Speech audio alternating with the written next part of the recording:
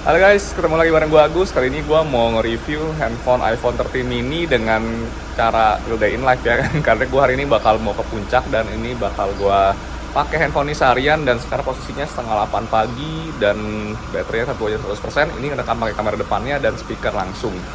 Langsung aja di Histera, Gadget Review. Jadi gue punya 4 alasan kenapa iPhone 13 mini ini worth it banget buat dibeli ya. Jadi dibandingin kalian harus nungguin iPhone 14 yang udah nggak ada mininya, gue sebagai pencinta handphone kecil mau jelasin nih. Jadi handphone kecil yang satu ini tuh worth it banget dari segi kameranya. Alasan pertama itu karena kameranya di sini kalau dibanding iPhone 12 kemarin yang mini, ini lensanya jadi walaupun sama-sama tetap megapiksel 12 tapi punya lensa yang lebih besar ya, sensor lebih besar. Jadi kelihatan nih dari posisinya sekarang kameranya jadi lebih diagonal karena udah nggak bisa atas bawah lagi. Jadi ini efeknya bisa menerima sinar lebih bukaan lebih besar ya, bisa menerima sinar lebih banyak dan hasil foto tentunya lebih bagus. Dan lensa seperti ini sama juga yang dipakai di iPhone 13 Pro dan juga yang Pro Max ya, minus nggak ada optical zoom ya, jadi di 13 mini ini. Dan yang gue suka adalah fitur barunya, yaitu ada fitur sinematik. Sinematik ini jadi kayak blur background tapi bisa buat dipakai di video, jadi itu keren banget, nggak perlu pakai kamera SLR ataupun mirrorless yang harus bikin blur background. Nah, fitur sinematik ini juga bisa dipakai buat kamera depannya. Jadi nggak cuma kamera belakang ya, kamera depannya pun bisa jadi efek blur background buat di video. Kalau portrait kan udah biasa. Dan kerennya lagi, F-nya bisa diatur di sini, bisa digede kecilin f2.0 sampai 2.8 atau sampai bisa diatur ada bukaannya gitu. Dan juga yang lebih bagusnya lagi sekarang, jadi ada fitur yang sebelumnya kalian kalau pernah lihat di iPhone 11 itu namanya capture outside the frame. Ini sekarang jadi ada fitur dia rubah jadinya sekarang view outside the frame. Ini jadinya kalau dulu di kamera yang iPhone 11 atau sebelum iOS 14 ya, iOS itu kalau screen capture outside the frame itu diaktifin, jadi kalian bisa pilih tuh gambar mau yang ukuran kecil tapi bisa diedit nanti digedein. Nah, itu kalau diaktifin fitur seperti itu jadinya kualitas fotonya itu kurang bagus. Jadi dia apa dia bilangnya kemarin itu diffusionnya iPhone itu nggak fungsi, tapi di sini karena cuma view, jadi view-nya tetap bisa dinyalain tapi kita foto tetap aktif diffusionnya, jadi opsinya bisa mau ada item-item di pinggirnya atau enggak, tetap aja hasil fotonya tetap sama. Udah bukan rahasia lagi kalau memang iPhone punya performance yang gila banget, dan itu bisa dibilang udah sampai overkill ya sekarang. Karena emang kalau benchmark udah nggak usah jadi patokan lah, udah di atas rata-rata, semua game pun dilibas dengan gampang. Di iPhone 12 aja kemarin chipsetnya i14 udah kayak gitu, apalagi sekarang di iPhone 13. Yang sini iPhone 13 mini menggunakan chipset juga A15, ini jadi sama dengan yang 13 Pro yang biasa dan juga Pro Max itu. Jadi bikin value-nya makin oke ya, dengan harga yang lebih murah tapi menggunakan chipset yang sama. Ini jadi pokoknya mau main game kayak yang model baru, kayak game-game baru sini, gue lagi suka coba main Apex Legends, Ni no Kuni, itu semua libas dengan gampang dan juga bisa di rata kanan gitu kan. Yang gue mau bilangin lagi, saking powerfulnya chipsetnya ini, jadi sampai nanti gosipnya di iPhone 14 aja itu masih, dan 14 Max ya, menggunakan chipset yang sama si A15 ini, cuma RAM-nya katanya sih digedein lagi. Tapi kalau yang buat si 14 Pro dan 14 Pro Max itu nanti A16 menggunakannya itu, karena emang kelangkaan chipset dan buat menekan harga biaya. Jadi masih terbukti chipsetnya ini powerful banget. Jadi ya itu gue bilang, kalau performance nggak usah diragukan lagi lah, si mini ini kecil-kecil ini beast.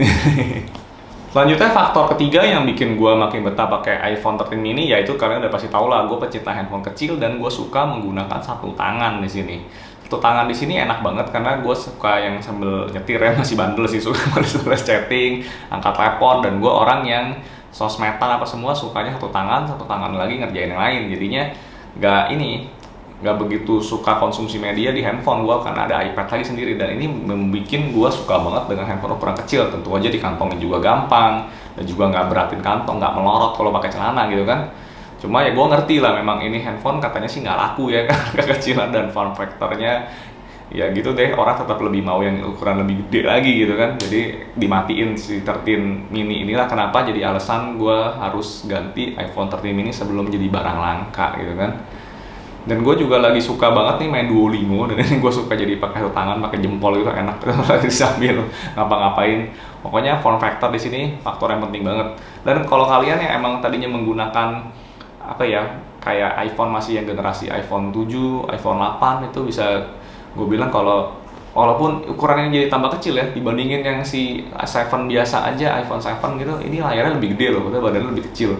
Jadi boleh dibanding-bandingin, kelihatannya emang kayak ini kecil ukurannya, tapi sebenarnya layarnya sama aja, 5,4 inch. Kalau si iPhone yang 7 Plus aja kalau nggak salah itu 5.5 ya, 5,5 karena atas bawahnya bezelnya tebel. Jadi sebenarnya nggak ada beda. Dan faktor terakhir yang bikin gue makin yakin beli si iPhone 13 mini ini adalah baterainya. Ya mungkin kalian kedengarannya lucu ya, kalau handphone kecil gini gue puji baterainya. Tapi buat gue, orang yang selama ini pakai handphone kecil terus, handphone yang satu ini emang baterainya mungkin yang terbaik di antara handphone mini lainnya. Dengan ukuran tentu aja ini cuma 5,4 inch ya, kalian bisa lihat ukurannya ini kecil banget, cuma 140 gram. Ini ringan banget juga, dan ini punya baterai yang terkuat. Kalau dibandingin, gue udah pernah pakai iPhone 12 mini, itu boncos banget. Sebelumnya juga gue pakai Galaxy S10e, itu juga hancur banget baterainya.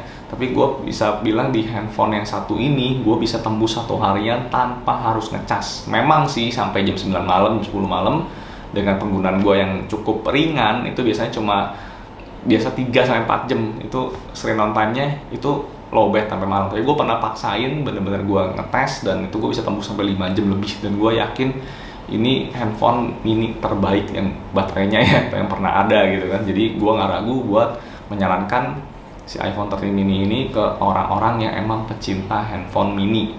Dan juga pengecasannya di sini udah ngedukung sampai 30 watt fast charging. Tentu aja kalian harus beli chargernya sendiri terpisah karena cuma dikasih kabelnya. Jadi bisa dibilang chargerannya pun udah setingkat sama si Asus Zenfone 8 yang gue pakai juga sebelumnya. Jadi itu baterainya pun masih kuat si iPhone sih.